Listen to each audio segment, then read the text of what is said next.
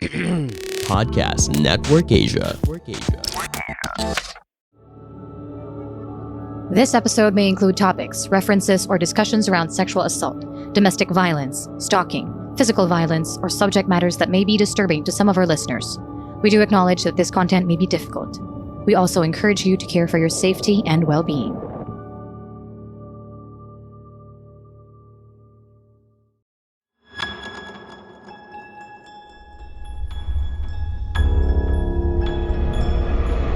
Shocking, sad, revealing, and deeply researched, PH Murder Stories podcast covers the true account of infamous killings and true crime stories from the Philippines.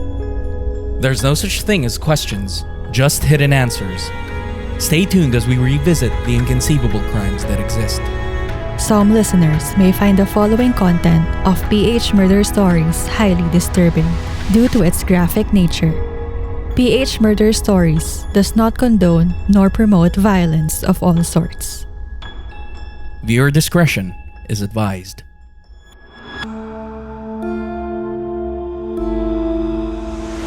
Kristelle Kae Davantes was a 25-year-old hardworking professional filled with high hopes and dreams, only to be disrupted by a group of heartless men capable of committing sinister acts to make ends meet.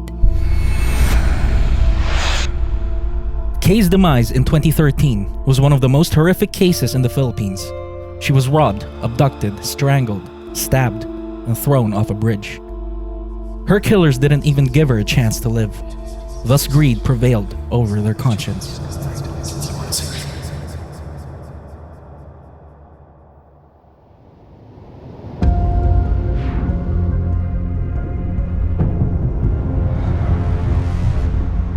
You are listening to the PH Murder Stories podcast, and this is our third episode for Season 3.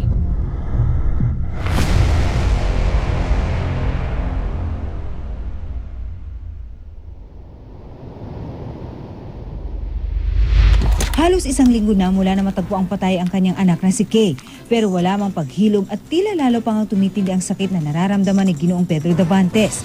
Hanggang ngayon kasi, tila maila pa rin ang hustisya para sa anak. Hindi yan karnaping. Murder yan. Paano nga ba matatanggap ang walang saysay na pagpanaw ni Kae na hanggang ngayon walang paliwanag na motibo o suspect na mapagpuntunan ng galit at sisi? At hindi lang buhay ang ninakaw sa ad executive, kundi ang bukas nila bilang mag-asawa ng fiancé na si Benedict Ong. Ang kanila sanang dream wedding sa susunod na taon, hindi na matutuloy. May church na may caterer, may venue. Hindi raw niya malilimot ang huli nilang pag-uusap ng gabi bago matagpuan ang walang buhay na labi ng fiancé. Nagulat ako nung tinawagan ako ng sister ng 3:30 a.m. na parang nasaan si Kae. Tapos sabi ko, akala ko ba nandyan na? Tapos doon kami nag-start mag-ikot. Tapos nag-post ako sa Facebook. Mikot kami sa hospitals, police stations. Nagbigay na rin daw si Ong ng kanyang testimonya sa mga pulis. Kung ako lang, gusto ko nasa kanya yung ring when they bury her. Overseas Filipino workers Peddy and Beth Davantes had a heart-wrenching homecoming this week. They're used to eager hugs from their 3 children. But on Monday, the couple came home to lay to rest their eldest, 25-year-old Kristelle Kae Davantes. Lagi ko naiiyak siya kasi kulang na kami. Yung laging kulang na kami. Hindi na babalik yung dati.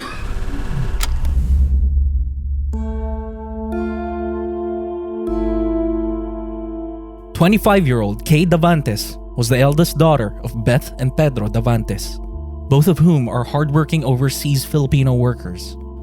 She was also engaged to the love of her life, Benedict Ong, and they had already discussed wedding plans a year before her untimely tragic death.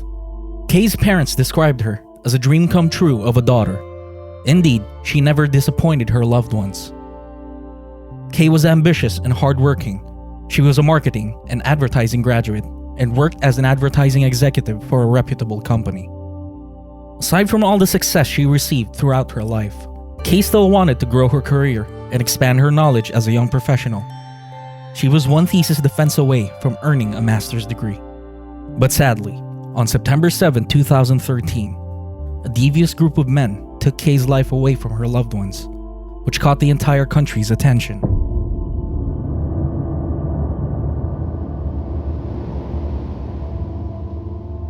Kae Davantes was with her friends at Bonifacio Global City in Taguig the night before her death. The last time they heard of Kae was around 1 a.m. on September 7, 2013, when she drove back alone in her Toyota Altis to her residence in Las Piñas City. After reaching the gate of her home, 3 men held Kae at gunpoint. Then they abducted her, brought her to her own vehicle, and drove away. The suspect's vehicle then followed them as they cruised along the outskirts of Manila, particularly along the eerily quiet roads of Silang, heading to Tagaytay in the province of Cavite. 5 hours later, Kae's body was found under a bridge in Barangay Sabutan, Silang, Cavite. Authorities on the scene discovered that Kae sustained 5 stab wounds on her body, including several on her neck. Her mouth was gagged and hands tied with a car seatbelt.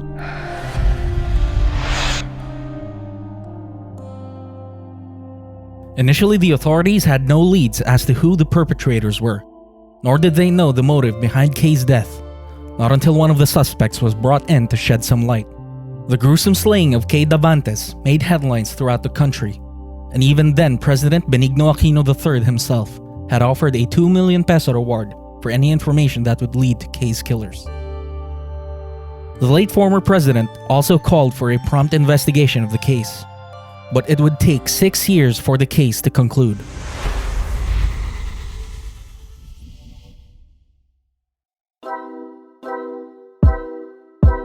Calling all aspiring podcasters. This is your sign to start your own podcast because we have just the right tool for you. Before we started podcasting, we really thought that everything would be such a hassle, especially the editing. But we found the best and most convenient all-around podcast tool out there, Podmachine. Podmachine will take care of all your podcasting needs. From audio production, designs, and marketing growth, all you have to do is sit back, relax, and keep creating great content that sounds professional. It's time for you to start sounding like a pro with Podmachine today. Sign up and get a free episode trial. And once you're convinced of how good it can be and how it helped us, you can start for as low as only $49.99 for 4 episodes in a month. But wait, there's more. If you use our code PHMurder, all caps, no spaces, you get 1 free episode credit upon subscribing. Just head on to podmachine.com and let them do the dirty work so you can do the fun stuff and sound like a pro.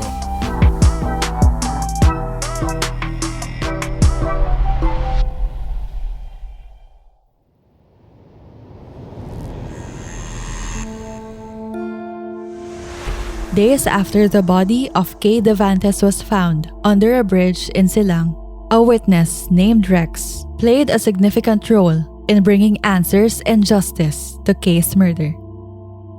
Elena, Rex's girlfriend, was at the house of 19-year-old Samuel Decimo on September 8, 2013, the day after Kae's death. Present in the house was Anita, the mother of Annie, Samuel's live-in partner. Anita casually told Elena how Samuel robbed a girl and killed her the night before. During dinner, Samuel would also casually bring up the same story. Elena shared with Rex and her mother what she had just heard. Feeling wary of what was discussed, Rex went to the National Bureau of Investigation to report Samuel's crime. Meanwhile, shortly after the crime took place, the investigators found Kae's Toyota Altis abandoned at Camellia 4, Pamplona 3, Las Piñas City.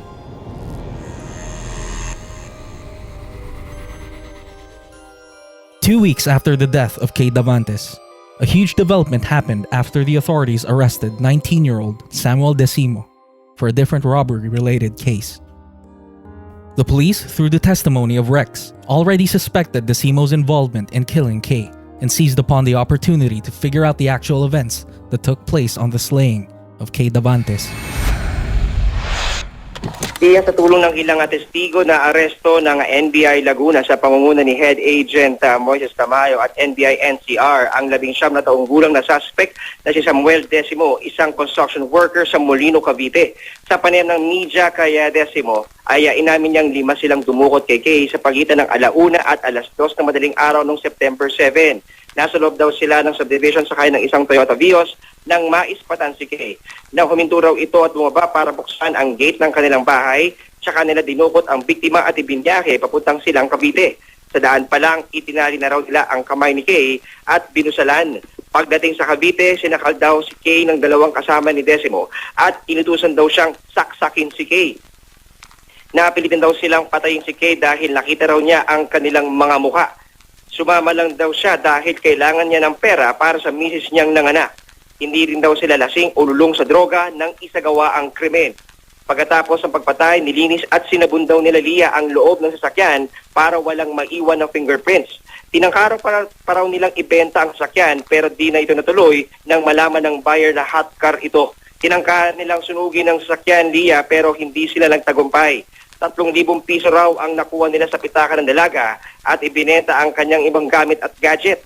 Humingi naman siya ng tawad sa pamilya ni Kae at handa raw siyang makipagtulungan para mahuli ang iba niyang mga kasama.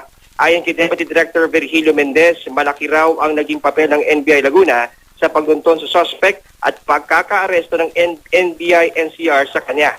Tuloy-tuloy naman ang magiging follow-up operation ng NBI laban sa iba pang kasama ni Decimo na nakilala lamang sa pangalan na Jojo, Jomar, Jorek Velasquez at alias Buzzer. Samantala, Lia ay dumating naman dito sa NBI sa ngayong umaga. Itong chewing nga ng biktima na si Vicente Davantes. Samuel Decimo is part of a notorious hold-up gang. Even though he claims that he is still an amateur in the group, he admitted to the authorities for being part of the Kae Davantes robbery-slaying, together with at least 5 other suspects. The 19-year-old suspect claimed that they were on board a vehicle looking for potential victims. They saw Kae Davantes alone in her car, near the vicinity of her residence, and decided to prey on her. As soon as Kae got out of her car, the suspects promptly followed her, threatened her at knife point, and proceeded to abduct her. According to Decimo, they decided to kill Kae after she saw the face of one of the suspects and the license plate of the suspect's vehicle. Decimo also admitted to being the person who stabbed Kae.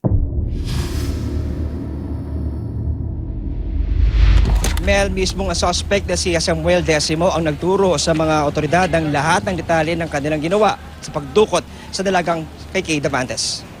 Kasama ang suspect na si Samuel Decimo, binalikan ng mga tauhan ng NBI Laguna at NBI NCR ang subdivision sa Las Piñas para sa reenactment sa pagdukot at pagpatay sa advertising executive na si Kae Davantes. Pagdating sa bahay nila Kae, nagsukat na ang mga investigador para makuha ang eksaktong lokasyon ng mga suspect. Tsaka Western ni Decimo kung paano nila tiniyempo ang pagdukot sa dalaga madaling araw ng September 7. Gamit daw ang 2 patalim at peking baril para takutin si Kae. Sa reenactment, makikita ang pagdating ng sasakyan ni Kae sa pagitan ng 1:00 at 2:00 ng madaling araw sa tapat ng bahay ng dalaga. Pagbaba ng sasakyan, dumiretso raw si Kae sa kanilang gate para buksan ito. Pero nilapitan na siya ng 3 suspect at sa pilitang isinakay sa kanyang sasakyan bago dinala sa silang Cavite. Hindi pa puputok yung baril na ginamit? Hindi po. Nung bang tinutukan na siya, pumalag ba si Kae? Paano ginawa ni Kae? Hindi po, sir. Basta sumakay na lang po siya, hindi po. Pagdating sa Cavite, ibinaba raw si Kae sa sasakyan na nakatali at may busal na sa bibig tsaka sinakal bago pinagsasaksak. Ayon sa pamilya, nagagalak silang hawak na ng mga otoridad ang 5 sa 6 ng mga suspect na kumuha kay Kae. The identities of Decimo's 5 other cohorts were Reggie Diel, Lloyd Enriquez, Jomar Pepito, Kelvin Jorek Evangelista, and Baser Manalang. 5 of the 6 suspects were either caught or surrendered to the police, while only Baser Manalang remains at large to this day. All suspects were charged with carnapping and robbery with homicide. Meanwhile, Decimo's legal counsel hopes that his client's cooperation in reenacting the crimes would downgrade his charges. Initially, Decimo and his 5 other cohorts were considered as amateur robbers who claimed that they panicked when Kae Davantes saw their faces, which is why they impulsively killed her. Regardless, a crime has been committed and justice must be served.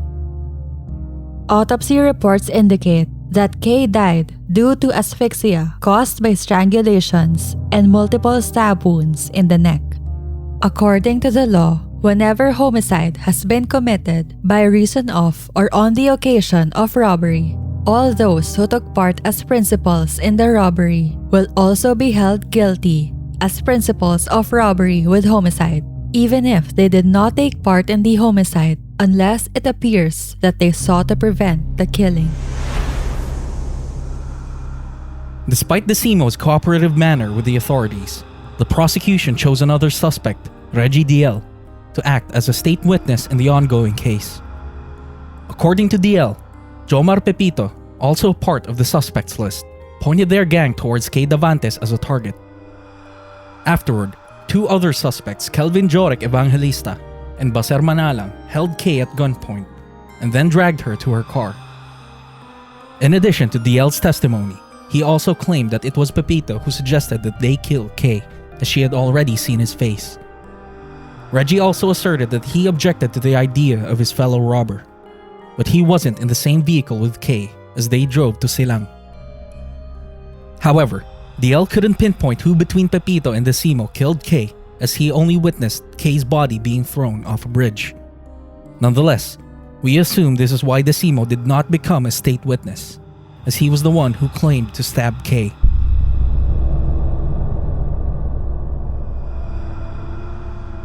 It took 6 years for the Davantes family to seek justice. In November 2019, the Las Piñas Regional Trial Court, Branch 253, found Lloyd Enriquez, Samuel Decimo, Kelvin Jorek Evangelista, and Jomar Pepito guilty beyond reasonable doubt for robbery with homicide of Kae Davantes in 2013. The 4 were sentenced to serve reclusion perpetua, or up to 40 years of imprisonment. The court also ordered the convicts to pay the victims' heirs 50,000 pesos as death indemnity, 50,000 pesos as moral damages, and 25,000 pesos as temperate damages. Only 4 out of the 6 men were convicted, as Reggie Diel turned state witness. And up to this day, the last remaining suspect, Baser Manalang, is still nowhere to be found.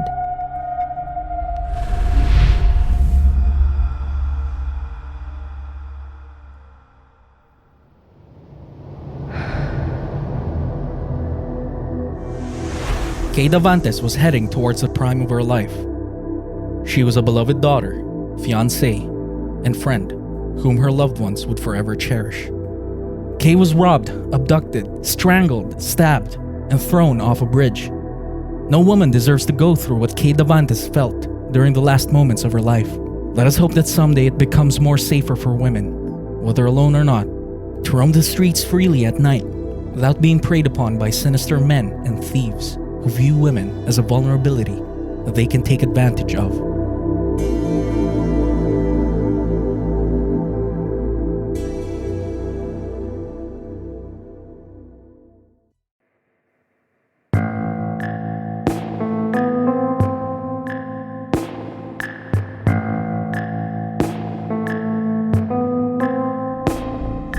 Thank you for listening to PH Murder Stories. If you like this episode, give us a 5-star rating on Spotify and Apple Podcasts. You can also support our show on Patreon. Any amount you donate would benefit our team to keep doing what we love, which is to provide more true crime episodes for our listeners. Link in the description. For further updates from our show, follow us on Facebook, Instagram, Twitter, and TikTok. at PH Murder Stories. And subscribe to our YouTube channel at PH Murder Stories.